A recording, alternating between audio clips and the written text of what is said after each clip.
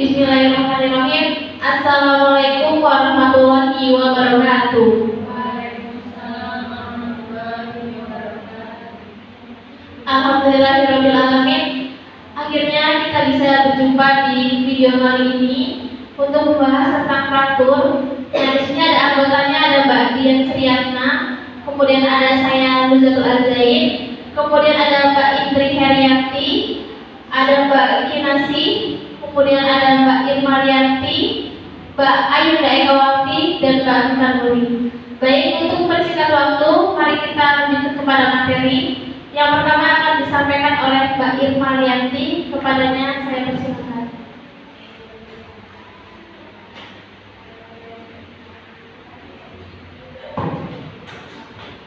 Sini ada definisi fraktur atau patah tulang adalah terputusnya kontinuitas jaringan tulang dan atau tulang lawan yang umumnya disebabkan oleh bedah paksa.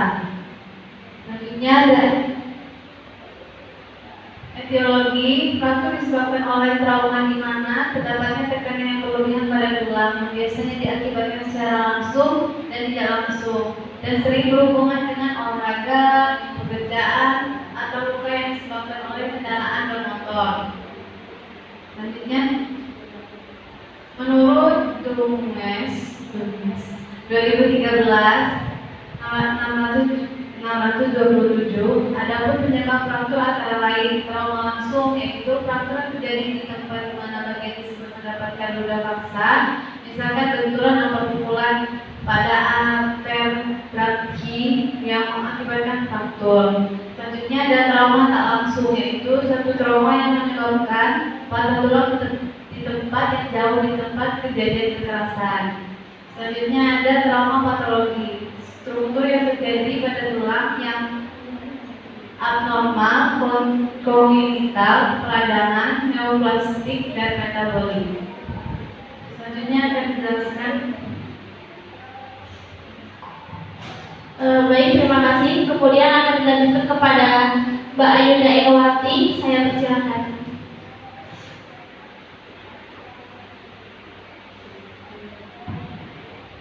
Selanjutnya, di sini ada klasifikasi.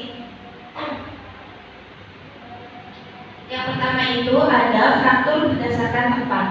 Yang dimaksud fraktur berdasarkan tempat itu yaitu jadi tulang yang patah itu di mana, seperti di fraktur humerus atau di tibia atau di clavicula. Lalu yang keduanya itu fraktur berdasarkan komplit dan ketidakkompletan. Maksudnya fraktur komplit itu garis patah melalui seluruh penampang tulang atau melalui kedua konteks tulang. Lalu untuk fraktur yang tidak komplit itu bila garis patah tidak melalui seluruh garis penampang tulang. Lalu yang selanjutnya itu berdasarkan bentuk dari garis patah. Di sini yaitu ada 3 macam. Fraktur komunitif yaitu fraktur di mana garis patah lebih dari 1 dan saling berhubungan. Selanjutnya ada fraktur segmental, fraktur di mana garis patah lebih dari 1 tapi tidak berhubungan. Lalu fraktur multiple, fraktur di mana garis patah lebih dari 1 tapi tidak pada tulang yang sama. Lalu yang selanjutnya itu ada fraktur berdasarkan posisi fragmen. Fraktur yang pertama itu ada fraktur undisplaced atau tidak bergeser, garis patah lengkap tetapi kedua fragmen tidak bergeser dan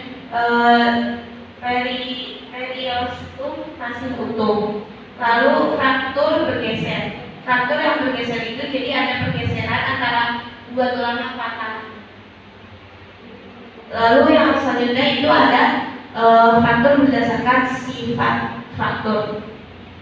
Nah, untuk berdasarkan sifat fraktur ini ada fraktur tertutup, fraktur terbuka. Nah, untuk fraktur tertutup itu ada beberapa tingkatan lagi. Ada tingkatan 0 yaitu fraktur yang biasa. Lalu tingkat 1 yaitu fraktur dengan abrasi dangkal atau memar. Lalu ada tingkat 2 itu fraktur yang lebih berat dan jaringan lunak bagian dalam itu ada pembengkakan. Untuk tingkat 3 cedera berat yang kerusakan jaringan lunak yang nyatanya pada ancaman sindroma kompranoman. Jadi untuk tingkatan 3 ini adalah tingkatan yang paling parah karena itu sudah mengakibatkan kerusakan jaringan lunak.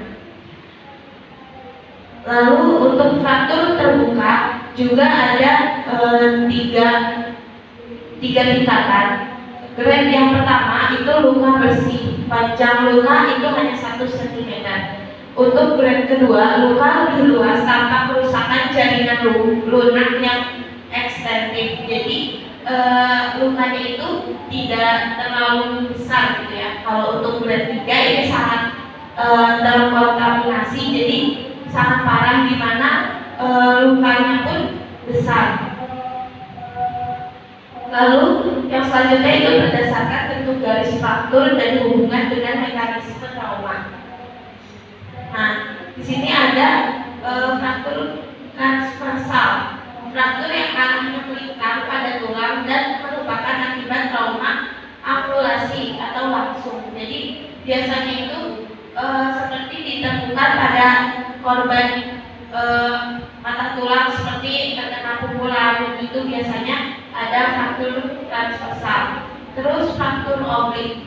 Fraktur oblik itu yang arah garis patahnya membentuk sudut terhadap sumbu tulang dan merupakan akibat trauma angulasi juga. Jadi biasanya ini banyak ditemukan pada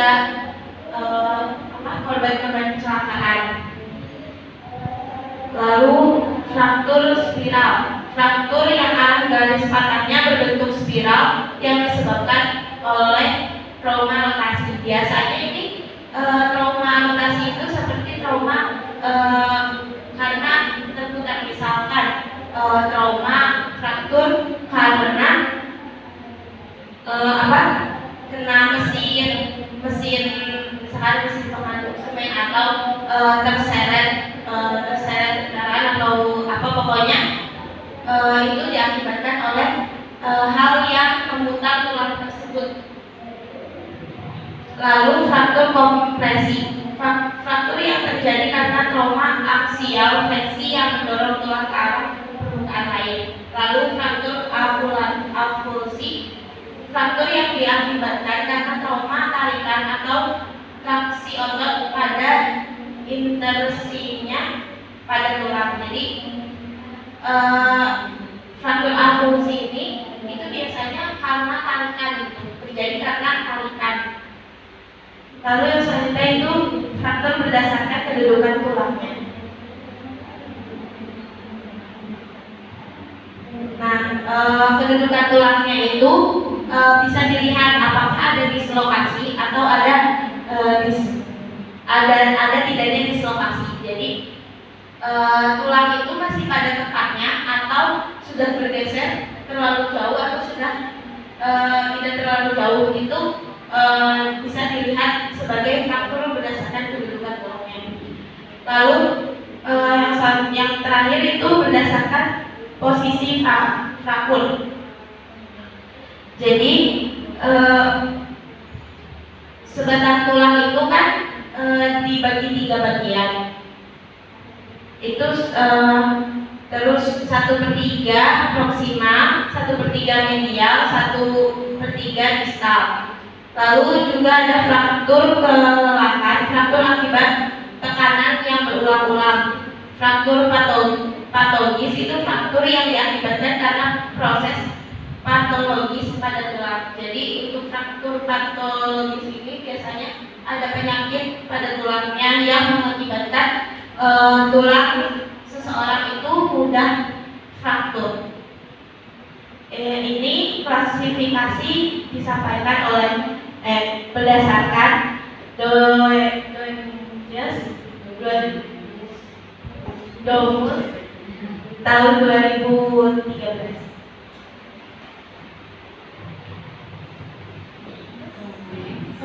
Baik, yang selanjutnya akan dijelaskan oleh Mbak Dian Sriyatna. Kepadanya saya persilakan.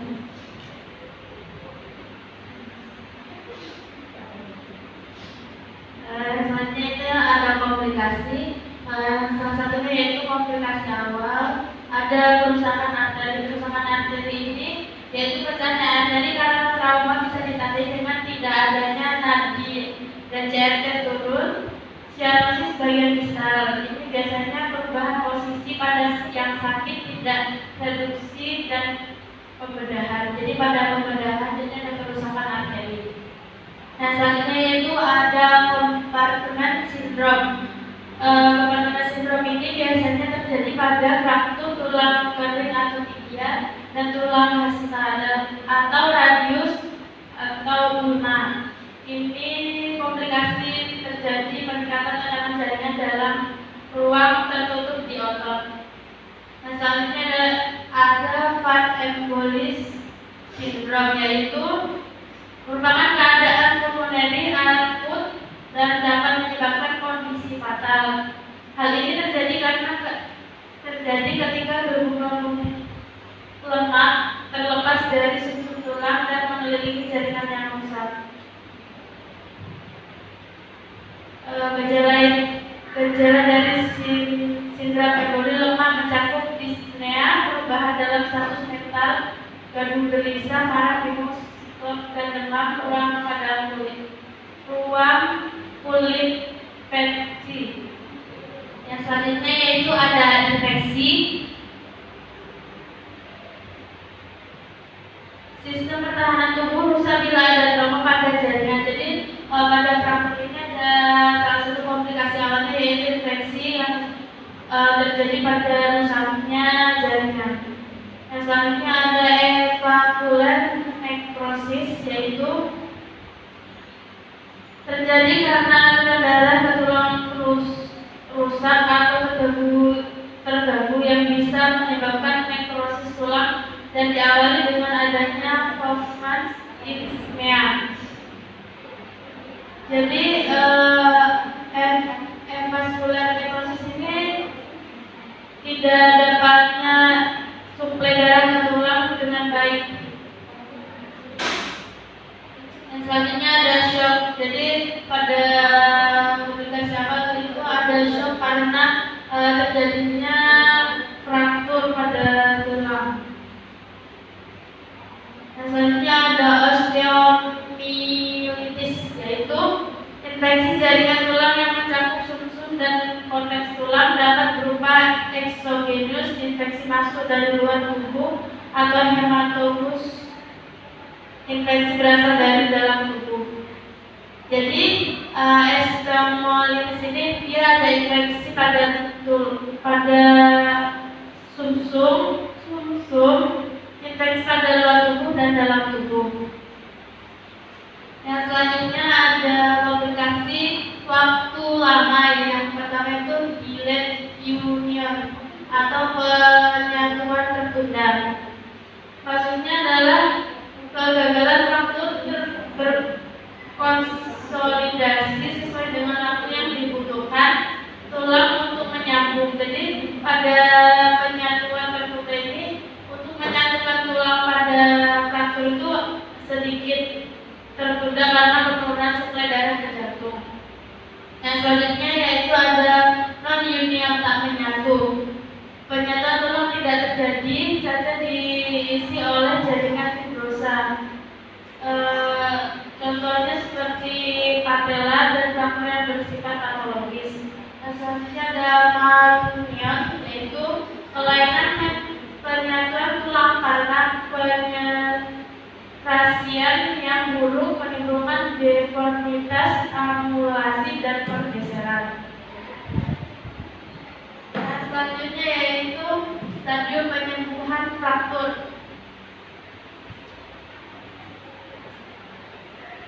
Yang pertama yaitu stadium 1 sampai pembentukan hematoma, yaitu pembentukan darah robek dan terbentuk hematoma di sekitar fraktur. Yang selanjutnya yaitu ada stadium 2 sampai proliferasi seluler. Yang ketiga ada stadium 3 pembentukan halus. Yang keempat stadium 4 sampai konsolidasi. Yang kelima yaitu stadium 5 sampai remodeling.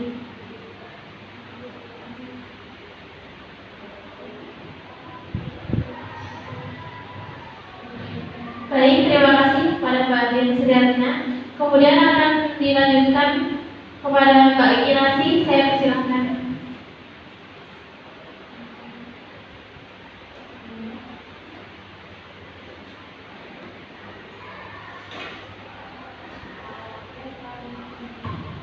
Oke, selanjutnya di sini ada pemeriksaan diagnostik ya.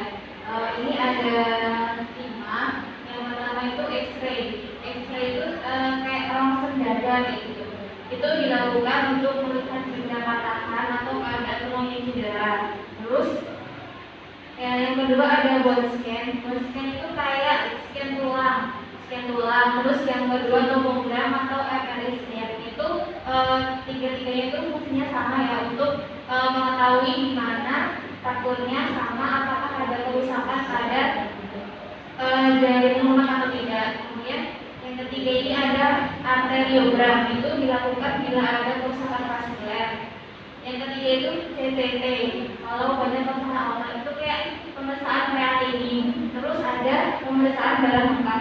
Itu nanti ada leukositnya gimana, LED-nya gimana, HB-nya, hematokrit dan lain-lain. Nah, di sini ada pelaksanaan medis. Ada 2 ya, yaitu yang pertama untuk menghilangkan rasa nyeri, yang kedua untuk menghasilkan dan mempertahankan posisi yang ideal dari fraktur. Dari yang pertama itu untuk menghilangkan rasa nyeri, itu yang pertama bisa pakai obat. Misalnya kalau nggak obat nanti ada juga itu bisa bidai kalau nggak pakai gips, karena bidai itu nanti bisa mempertahankan posisi tulang sebelum dibawa ke RS. Biasanya pada kondisi di lapangan. Nanti kalau bidai itu pembidaian ya, ada benda keras yang ditempatkan di daerah sekulit tulang. Kalau pemasangan gips itu merupakan bahan kulit yang dibungkuskan di sekitar tulang yang patah. Seperti itu. Kemudian yang kedua ini ada untuk menghasilkan dan mempertahankan posisi yang ideal, itu bisa pakai traksi atau penarikan ya. Jadi yang pertama itu penarikan atau traksi ada 2 di sini, yaitu traksi manual sama traksi mekanik. Yang tujuannya adalah untuk perbaikan dislokasi, mengurangi fraktur, dan pada keadaan emergensi kayak gitu. Di sini traksi mekanik dibagi menjadi 2, ada traksi kulit sama traksi skeletal. Nah, kemudian di sini ada pembedahan ya. Jadi dibagi menjadi 2, yaitu ORIF sama OREF. Kalau ORIF itu Open Reduction Internal Fixation, kalau OREF Open Reduction External Fixation. Yaitu kalau ORIF itu pembedahannya itu pada bagian tulang yang kena fraktur. Misalnya saya contohkan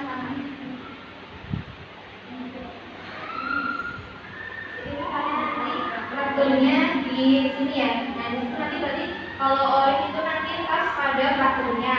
Kalau misalnya nanti OREF, dia berarti di samping atau di bawah, di atas sama di bawah seperti itu. Jadi kalau OREF itu pada posisi fraktur yang terkena, kalau misalnya OREF itu berarti ini ditranspitasikan di atas dan di bawah fraktur. Oke, seperti itu. Baik, terima kasih Mbak Kinasi. Selanjutnya akan dijelaskan oleh Mbak Indri. Kepada Mbak Indri saya persilahkan.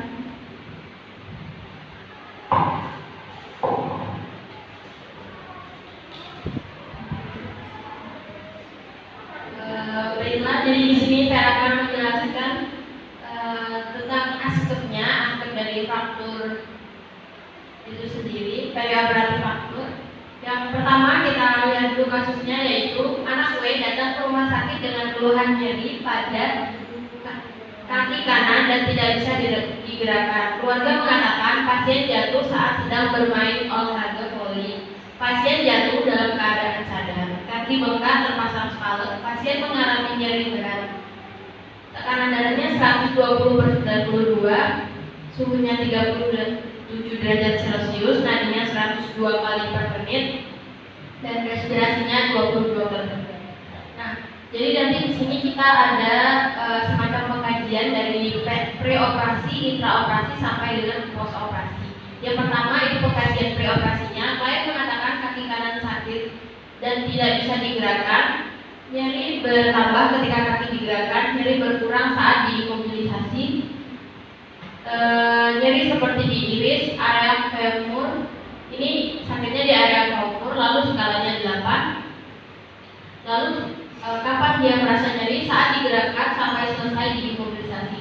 Pasien terlihat mengeris menahan nyeri. Jadi ini kita menggunakan pengkajian PQRST. Dan ini berupa pasien ronsen fraktur femur destra.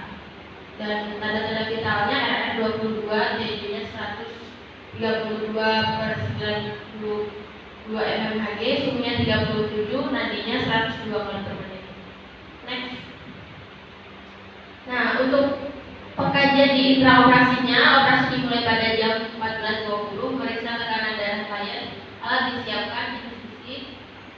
Lalu pos operasinya pasien hanya tiduran saat dipindahkan ke ruang RR, kaki belum dapat digerakkan, kaki kanan terdapat luka post-op, pasien dipindahkan ke ruang RR dengan gerakan. Lalu selanjutnya, nah ini analisa data dari preoperasi ya, yang kita dapat tadi. Kita membedakan dari pengkajian kita tadi sama diagnos. Untuk data subjektifnya kami menggunakan PQRST. Lalu data objektifnya masih sama. Setelah itu ada masalah yang muncul, yaitu pertama kita lihat pathway-nya, itu cedera jaringan kulit dan tulang, lalu diskontinuitas tulang, proses inflamasi, menekan tubuh secara bebas, nociceptor, dan nyeri akut. Lalu dapatkan masalah yaitu nyeri akut, penyebabnya diskontinuitas tulang. Selanjutnya, lalu ini untuk diagnosa yang kedua yaitu data subjektifnya, pasien mengatakan kaki kanan tidak bisa digerakkan. Data objektifnya, dalam pemeriksaan didapatkan hasil adanya pansilesia deformitas. Pasien radiologi diperoleh hasil fraktur femur destra sudah terpasang spalen. Lalu didapatkan masalah yaitu kelemahan fisik, penyebabnya kerusakan muskuloskeletal. Selanjutnya, nah ini untuk intervensi keperawatan untuk diagnosa yang pertama yaitu nyeri akut berhubungan dengan diskontinuitas tulang. Untuk tujuan atau kriteria hasilnya kita membuat yaitu tingkat kenyamanan pasien, lalu nyeri. Setelah dilakukan tindakan perawatan selama 1x24 jam, pasien mampu mempertahankan tingkat nyeri pada skala 3. Lalu untuk planningnya kita melakukan pengkajian, meminta pasien menilai nyerinya, lalu mengkaji dampak agama, budaya, kepercayaan dan lingkungan terhadap nyeri dan resiko pasien, melakukan pengkajian nyeri yang komprehensif meliputi lokasi, karakteristik, durasi, frekuensi, kualitas, dan intensitas nyeri, lalu faktor presipitasi. Lalu untuk diagnosa yang kedua yaitu kelemahan fisik berhubungan dengan kerusakan muskuloskeletal. Itu kita dapatkan kriteria hasil yaitu kelemahan fisik tidak terjadi dengan planning atau intervensi yaitu terapi ambulasi. Selanjutnya, nah ini untuk yang analisa data intraoperasi yaitu saat operasi, seperti yang dibilang operasi dilakukan pada jam 14.20. Data subjektifnya tidak ada, objektifnya insisi kurang lebih 20 cm, pendarahan kurang lebih 750 cc, tekanan darah 128/90, nadinya 78 kali per menit, RR-nya 18 kali. Yaitu didapatkan masalah resiko shock hipovolemik. Itu dikarenakan pendarahan akibat pembedahan. Selanjutnya, ini untuk rencana keperawatannya yaitu untuk kriteria hasil kami dengan kriteria hasil yaitu tidak ada tanda-tanda shock hipovolemik atau cyanosis, TTP dalam batas normal yaitu TD 120/80, nadinya 60-90. Intervensinya memonitor perdarahan pada daerah pembedahan, lalu mengingatkan monitor vital signs setiap 5 menit, monitor cairan melalui DC kateter, memberikan cairan RL untuk resusitasi, memonitor tanda-tanda shock hipovolemik. Lalu selanjutnya analisa data untuk yang post operasi, yaitu data subjektifnya belum ada karena pasiennya belum sadar. Itu data objektif, pasien hanya tiduran saat dipindahkan, kaki belum dapat digerakkan, kaki kanan terdapat luka pos, pasien dipindahkan ke ruang RR dengan berat. Lalu masalah yang didapatkan yaitu resiko tinggi cedera. Untuk penyebabnya itu proses pemindahan berangkas. Jadi masalah keberatunya itu resiko tinggi cedera berhubungan dengan proses pemindahan berangkas. Next. Rencana keperawatannya untuk diagnosa yang resiko tinggi cedera, yaitu kriteria hasil tidak terjadi abserasi kulit karena pemindahan pasien dapat dipindahkan dengan aman dan nyaman. Perhatikan posisi pasien itu untuk intervensinya, mendekatkan bed di samping pasien, melindungi organ vital pasien, kolaborasi dengan 2-3 perawat, lalu mengangkat pasien secara bersamaan, yang lain memberikan penyangga di tempat tidur pasien.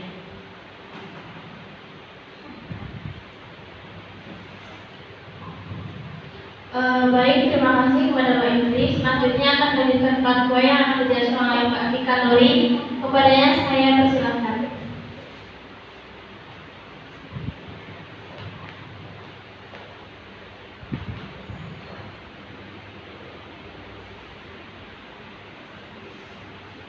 Baik, saya akan menjelaskan tentang fatwa ya. Nah, di sini mulai dari etiologinya. Yang pertama itu penyebab dari fraktur itu sendiri. Yang pertama ada trauma langsung ataupun tidak langsung. Nah, trauma ini kan terjadinya penekanan atau terjadinya penekanan di area organ tubuh kita. Kemudian ada juga penyebab lain, patologi. Patologi ini dari penyakit yang dia miliki. Kemudian dari patologi dan trauma itu terjadinya fraktur. Fraktur itu bisa terbuka dan tertutup. Kemudian dari situ terdapat kehilangan integritas tulang. Nah, karena adanya fraktur itu, akibatnya adalah terjadinya integritas tulang. Kemudian dapat terjadi ketidakstabilan posisi fraktur apabila organ fraktur digerakkan. Kemudian dari ketidakstabilan posisi fraktur dan organ tubuh yang patah itu, terjadinya fragmen tulang yang patah menusuk organ sekitar. Nah, dari situ tulang dan fragmen tulang yang patah itu bisa menusuk atau mengganggu organ tubuh yang di sekitar fraktur itu. Kemudian dari situ terjadinya lah gangguan rasa nyaman, nyeri, gangguan rasa nyeri seperti itu. Kemudian lanjut dari fraktur terbuka dan tertutup juga terjadinya fraktur terbuka ujung tulang menembus otot dan kulit seperti itu. Nah, dari sini kan terjadinya luka. Nah, dari luka itu terjadi gangguan integritas kulit. Nah, karena integritas kulit itu terganggu, kemudian ada kuman-kuman mudah masuk ke dalam organ yang luka tersebut seperti itu.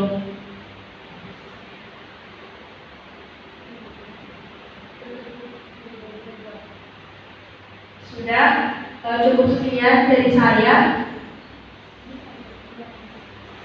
Baik, saya serahkan ke moderator.